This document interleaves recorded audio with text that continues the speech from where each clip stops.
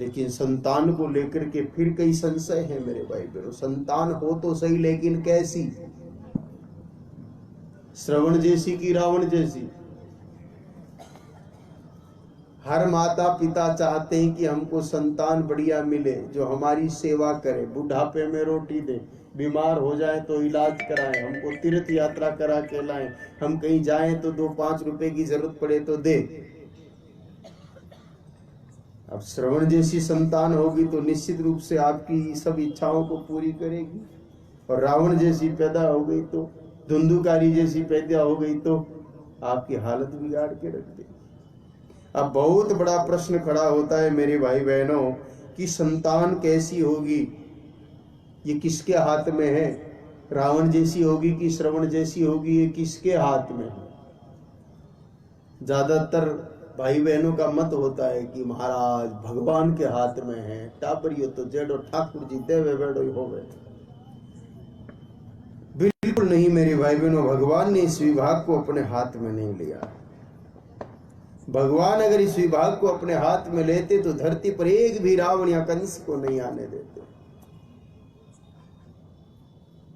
कुछ माताएं पति की तरफ इशारा करती है, जड़ो खानदान वे महाराज बेड़ो टापर वे बाप पे बैठो जाओ, एकदम झूठ। पिता का असर नहीं पड़ता सज्जनों, ये मैं नहीं कह रहा हूं, शास्त्रों में भी लिखा है, मैं प्रमाण दूंगा सज्जनों। ब्रह्म पुराण के मध्य भाग के 7वें अध्याय के 25वें श्लोक में साफ साफ लिखा हुआ है कि मात्र तुल्यान जननेन पुत्रो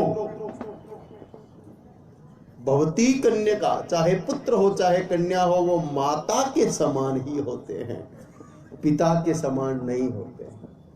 रंग रूप भली पिता जैसा हो सकता है, लेकिन गुण लक्षण माता पर ही ज्यादा जाता। यथा शीला भवेन्न माता, जिस प्रकार के शील वाली माता होती है, तथा शीले भवन सुत, उसी के अनुसार पुत्र पुत्री भी होते हैं।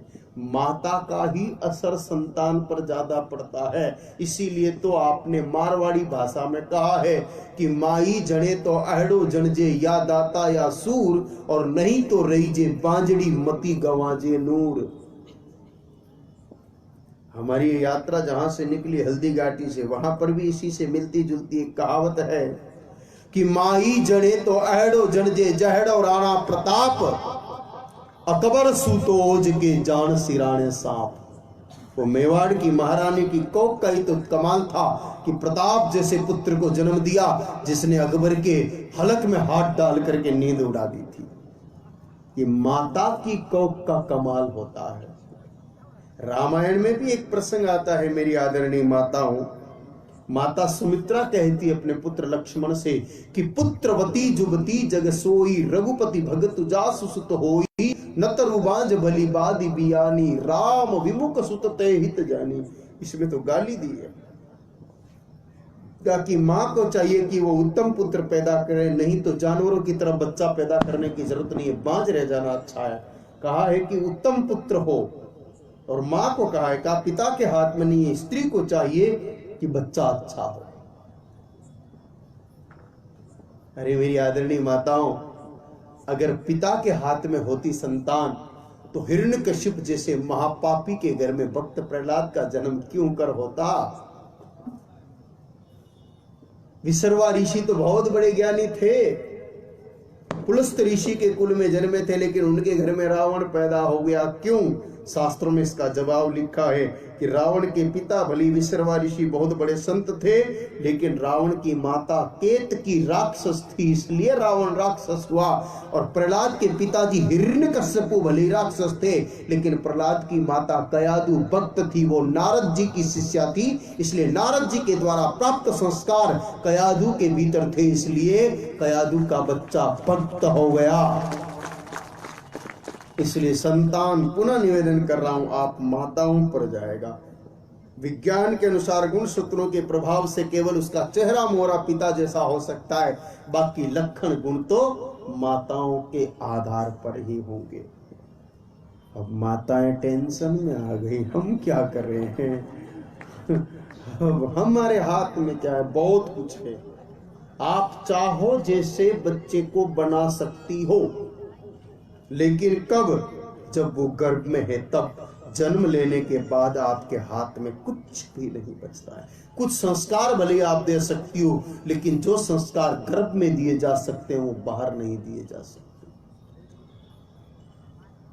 जब तक आपका बच्चा गर्भ में है तब तक ही आप उसको बदल सकते हैं।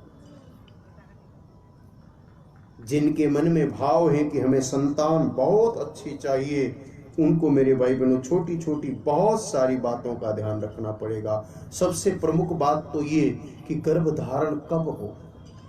हमारा जीवन वासना के लिए नहीं, उपासना के लिए हुआ है। विवाह किया है तो संयम बहुत जरूरी है। गर्भ धारण किस दिन होना चाहिए उसकी तिथि भी निर्धारित होती है, उसका वार निर्धारित होता है, उसके ग्रह नक्षत्र निर्धारित होते हैं। सोमवार, गुरुवार या शुक्रवार होना चाहिए।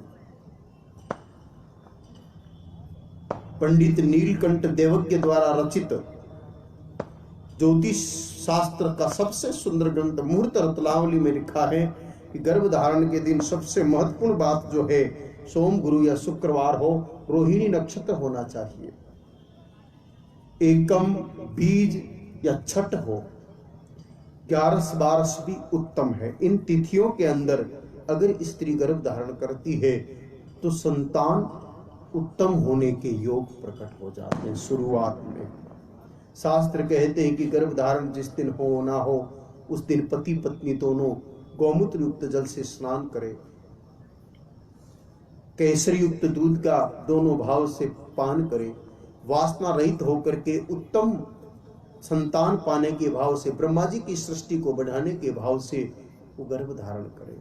निश्चित रूप से उत्तम संतान की नींव बन गई है। ये नींव बनी है, अभी तो भवन विशाल बाकी है। पश्चात मेरे भाई बहनों बहुत सारी बातों को ध्यान में रखना पड़ता है। गोद भराई से पहले, गोद भराई होती है या तो 6ठे महीने में या 8वें महीने में, कुछ लोग आजकल 9वें महीने में भी कर देते हैं, 7वें महीने में भी कर देते हैं।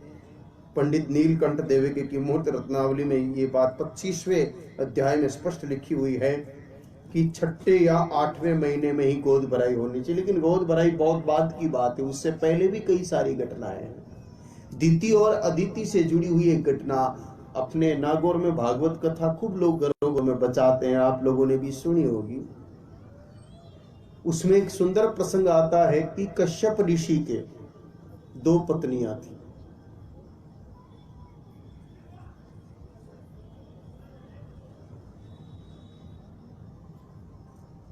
कर्दम ऋषि के द्वारा देवहूति की कौख से कन्याओं का जन्म हुआ। दिति और अदिति को ब्याहा गया कश्यप ऋषि से। दिति के सारे राक्षस जन्मे, अदिति के सारे देवता जन्मे। अब बात समझने की, पिता का कुल भी एक ही है, पति का कुल भी एक ही है। पति कश्यप ऋषि दोनों के और पिता भी दोनों के एक। अगर कुल खानदान का असर पड़ता तो यहाँ दोनों के एक जैसे बच्चे होने चाहिए, लेकिन दिति के सारे राक्षस और अदिति के सारे देवता पैदा हुए। एक दिन दुखी होकर के दिति ने अपने पति कश्यप ऋषि से पूछा, स्वामी ये क्या भेदभाव है, मेरे सब राक्षस जन्म रहे हैं, उसके सब देवता जन्म रहे हैं। कहा देवी मैंने तुम दोनों को साथ में बिठा करके शिक्षा दी, उसने बात मान ली, आपने बात नहीं मानी, उसका परिणाम है ये। जिन नियमों का पालन देवी आपको करना था उन नियमों का पालन नहीं किया, इसलिए आपको राक्षस पैदा हो रहे। आप भी उन नियमों का पालन कर लो देवी, तो आपको भी देवता जन्म लेंगे, आपके घर में भी देवता पधार सकते हैं, अगर आप भी उन नियमों का पालन शुरू कर दो। तो जब भी आपकी बेटी या आपकी बहू गर्भ धारण करे, ये जो नियम बता रहा हूं आप उन नियमों को ध्यान से सुने। कुछ नियम लौकिक हैं, कुछ नियम अलौकिक हैं, कुछ नियम परंपरागत हैं, कुछ नियम शास्त्रोक्त हैं। जैसे ही आपकी बहू बेटी गर्भ धारण करे उसको नित्य के कुछ नियम दो। पहली बात तो वो गौमूत्र युक्त जल से स्नान करे, ये करना ही है। गौ माता की परिक्रमा अवश्य करे, ये साधारण नियम है। घर में कुछ बातों का ख्याल रखना पड़ेगा। जैसे आपके घर में बहू या बेटी गर्भ धारण करे, उस दिन से 9 महीने तक आपके घर में एक चम्मच भी रात का जूठा नहीं छूटना चाहिए। कई माताएं रात के सारे बर्तन रख देती है, सुबह उठ के साफ करेंगे। बाकी दिनों में भी नहीं होना चाहिए, लेकिन चला लो। विज्ञान कहता है कि बैक्टीरिया डेवलप होकर के बीमारी होती है, लेकिन जाने दो, बीमार हो जाओगे तो अस्पताल बहुत पड़े हैं, ठीक हो जाओगे। लेकिन बच्चा अगर राक्षस हो गया तो जिंदगी बर्बाद हो जाएगी। शास्त्र इस बात को स्पष्ट करते हैं कि जब आपकी कौम में संतान है या आपकी बहू बेटी के गर्भ में संतान है, उस समय घर में चम्मच, कप, प्लेट, थाली कुछ भी जूठा नहीं छोड़ना चाहिए। सारे बर्तनों को साफ करके रखें। एक दूसरा नियम, आटा लगाया हुआ नहीं रखें। आजकल माताएं सुबह बच्चे को जल्दी स्कूल जाना है, रात को आटा लगा के फ्रिज में रख देती है। रात्रि के आटे की रोटी खाना शव के भक्षण के समान है। किसी मुर्दे को खाना, लाश को खाना और रात्रि के आटे की बनी हुई रोटी खाना बराबर है। अगर आटा ज्यादा लग गया, आप 4 रोटी बना लीजिए, कुत्तों को डाल दीजिए, आपको नहीं खानी है तो, भूख नहीं है तो। लेकिन आप रात्रि का आटा बिल्कुल भी किसी सूरत में नहीं रखें। स्वच्छता का पूरा ध्यान रखें। दीति अदिति के प्रसंग में आता है कि जब दीति ने कहा कि स्वामी बताओ मुझे कि क्या करना चाहिए, तब पति ने उनको पयोव्रत का नियम बताया और कहा कि देवी स्वच्छता का पूरा ध्यान रखना, जूठे मुंह सो मत जाना। गर्भवती नारी को चाहिए कि दिन में सोए चाहे रात्रि को सोए, कुल्ला करके पैरों को और मुंह को दोनों को धो करके सोए, बिना पैर और बिना मुंह धोए नहीं सोए। दीति ने ध्यान रखा। लेकिन एक दिन संयोग ऐसा बना कि इधर तो दीति ने कोई चीज खाई और इधर से देवताओं के राजा इंद्र आ गए, क्योंकि अदिति ने कह दिया कि इंद्र, तेरी सौतीली मां दीति अब की बार ध्यान रख रही और देवता जैसा पुत्र होगा, हो सकता है वो तेरे इंद्र पद को न ले ले, छीन ले। ये कुर्सी की लड़ाई आज की नहीं, बड़ी पुरानी है सज्जनों। आप सोच रहे हो कि ये चुनाव की धांधलियां, गाली गलौजी अभी ये चलने लगी, पहले से ही चलते आ रहे हैं। कुर्सी का मामला तो शुरू से ही गड़बड़ी रहा है।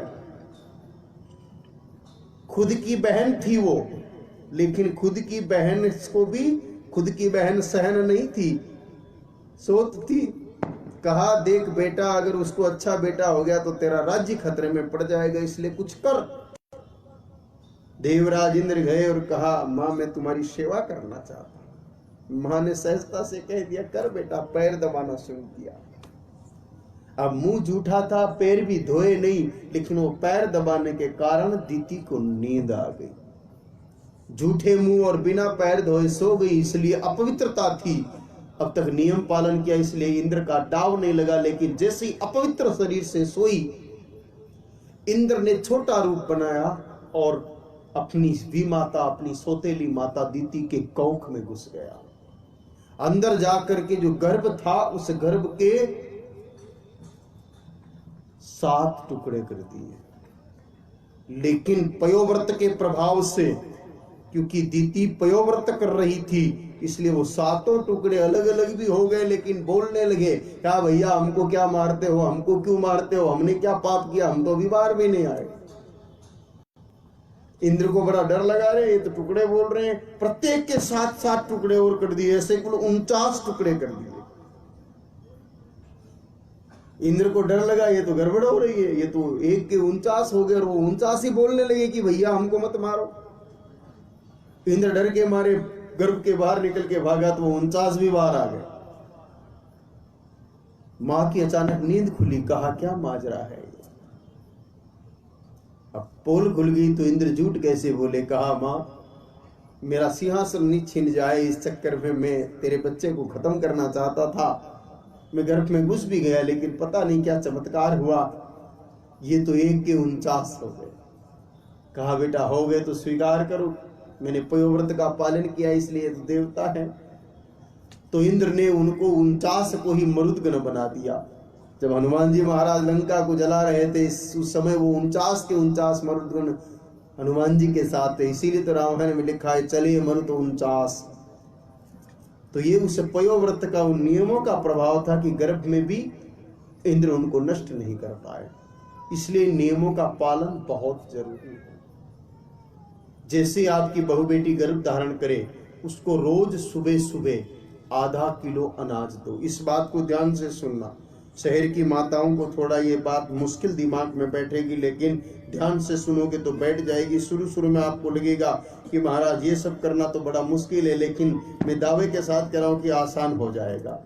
जैसे ही आपकी बहू बेटी गर्भ धारण करे, उसको सुबह सुबह आधा किलो अनाज दो और उसको कहो कि बेटा इसको हाथ वाली चाकी से दलिया बनाना है, करंट वाली चक्की से नहीं। करंट वाली चक्की आटा बढ़िया बना सकती है, बेटा बढ़िया नहीं बना सकती। आप सोच रहे हो महाराज इस हाईटेक जमाने में हाथ की चक्की लानी पड़ेगी। उस हाथ की चक्की को आप पत्थर का साधारण गोल टुकड़ा मत समझना। जिस हाथ की चक्की को आप साधारण गोल का पत्थर का टुकड़ा समझ रहे हो, वो अपने आप में भगवान नारायण के सुदर्शन चक्र का रूप है। वो हाथ की चक्की जैसे ही गोल गोल घूमना शुरू होती है, ठाकुर जी के सुदर्शन चक्र की दिव्य शक्ति निकल करके नेत्र मार्ग से गर्भ में बैठे जीव तक पहुंच के उसमें दिव्यता भर देती है। इसलिए हाथ की चक्की जरूरी है माता। जैसे ही वो हाथ की चक्की गोल गोल घूमना शुरू करती है, उसमें से गड़ गड़ गड़ गड़ गड़ गड़ गड़ गड़ गड़ की आवाज निकलती है। वो ब्रह्मनाद का स्वर है जो गर्भ में बैठे जीव का संबंध कर्ण मार्ग से भगवान शिव से करा देती है। याद करो मेरी माताओं, इधर तो माताएं पहले चक्की घुमाना शुरू करती थी हाथ वाली, और इधर माताओं के मुख से अपने आप कोई न कोई भगवान का गीत भजन शुरू हो जाता था। मुख से भगवान का गीत निकले। यहाँ तीन काम एक साथ हो रहे। हाथ की चक्की से मुख से भगवान का गीत निकल रहा है, दृष्टि में सुदर्शन चक्र घूम रहा है और कानों में ब्रह्मनाद का स्वर गूंज रहा है। तो भागवत जी के द्वितीय प्रसंग में कहा है कि नारी 9 महीना जो देखती है, सुनती और बोलती है, तीनों ही बातों का असर गर्भ के बच्चे पर पड़ता है। देखो, अच्छा बोलेगी, अच्छा सुनेगी और अच्छा देखेगी। 3 तरह के दर्शन होते हैं, 3 तरह का श्रवण होता है, 3 तरह का ही वाचन होता है। गाली दो ये तामसी है, लोभ की बात करो ये राजसी है, और प्रेम की बात करो ये सात्विक है। भगवान का भजन करो ये सात्विक है। किसी की निंदा सुनो ये तामसी है, अपने लोभ की बात सुनो ये राजसी है, और सिर्फ ईश्वर का भजन सुनो ये सात्विक है। देखने में भी यही चीज है। ईश्वर के दर्शन करो, माता पिता के दर्शन करो, गौ माता के दर्शन करो, ये सात्विक है। अपनी पसंद की चीज का दर्शन करो, यानी कि अपने बेटे को ज्यादा देखो, बेटी को ज्यादा देखो या घरवाली को देखो, ये हुआ राजसिक, और पर नारी को देखना ये हुआ तामसिक। तो दृष्टि, श्रवण और वाचन तीनों सात्विक हो तो संतान सात्विक होती है, राजसी हो तो संतान राजसिक होती है, और तामसी हो तो संतान राक्षस जैसी होती है। तो वो अकेली एक हाथ की गट्टी आपकी वाणी को भी सुधार देती है, आपके नेत्रों को भी सुधार देती है, आपके कर्ण को भी सुधार देती है। हाथ की चक्की को घुमाने से कई फायदे भी हैं सज्जनों। फिजियोथेरेपिस्ट, आधुनिक मेडिकल साइंस कहता है कि कोई नारी अगर हाथ की चक्की 9 महीना घुमा ले तो उसके कमर की इतनी बढ़िया एक्सरसाइज हो जाती है कि डिलीवरी के समय दर्द बिल्कुल नहीं के बराबर होता है, बिल्कुल कम होता है। 200, 500, 1000 रुपया में चक्की आ जावे, नहीं है तो लेकर के आओ। सारा आटा आप करंट वाली चक्की पे बनाते रहो, लेकिन ये आधा किलो दलिया हाथ वाली चक्की से बनाना पड़ेगा। प्रेम से समझाओगे तो हर बहू मान जाएगी, हर बेटी मान जाएगी और चलाएगी, क्योंकि जिंदगी का सवाल है। 15 मिनट के अंदर आधा किलो दलिया हो जाता है। तो हाथ की चक्की से दलिया बनाए, उस दलिये को गौ माता को खिला करके 7 परिक्रमा गौ माता की करें। परिक्रमा में बड़ी शक्ति है मेरे भाई बहनों। धरती माता सूर्य भगवान की परिक्रमा करती है, चंद्रमा धरती माता की परिक्रमा करते हैं।